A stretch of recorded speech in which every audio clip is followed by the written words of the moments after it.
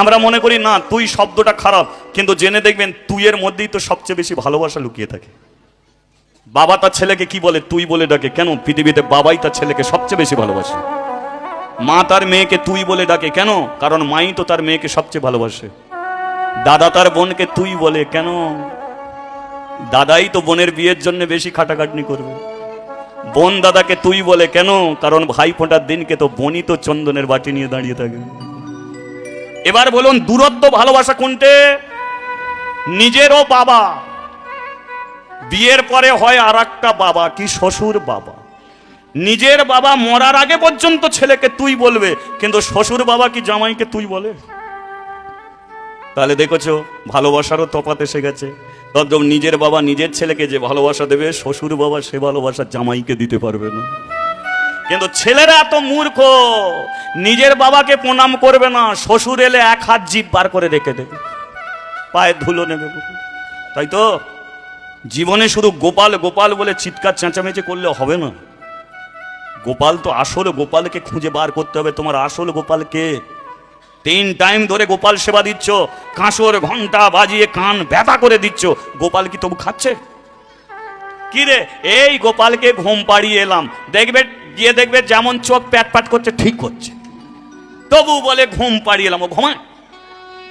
এই গোপালকে খাইয়ে এলাম, সব নিজেরা খেলো বলে গোপালকে খাইয়ে।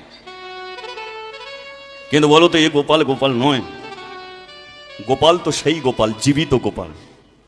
একজন মা 3 টাইম গোপালকে সেবা দিচ্ছে, আর সংসারের বুড়োটা সকাল থেকে খেটে খেটে খেটে খেটে দুপুরবেলা স্নান করে বসে আছে, পেটে জ্বালা, বৌমা কখন দুটো খেতে দেবে।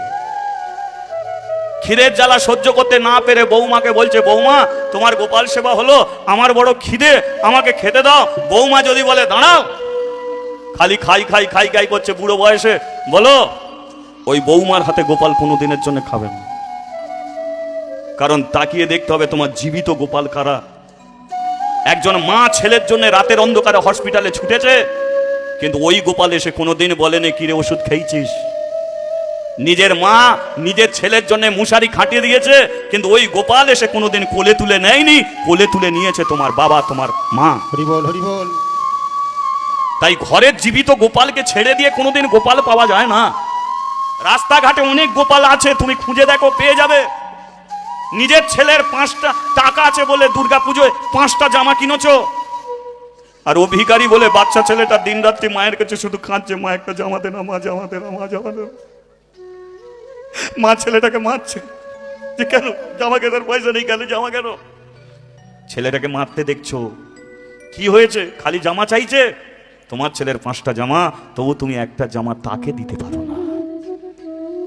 তাকিয়ে দেখো চারিদিকে তোমার গোপাল ঘুরে বেড়াচ্ছে। সমাজে এমন কুৎসিত নিয়মগুলো আজও পর্যন্ত হয়ে আছে।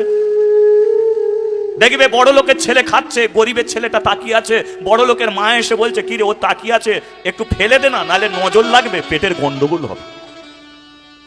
একটুখানি ফেলে দিতে পারি তো মুখে দিতে পারি না।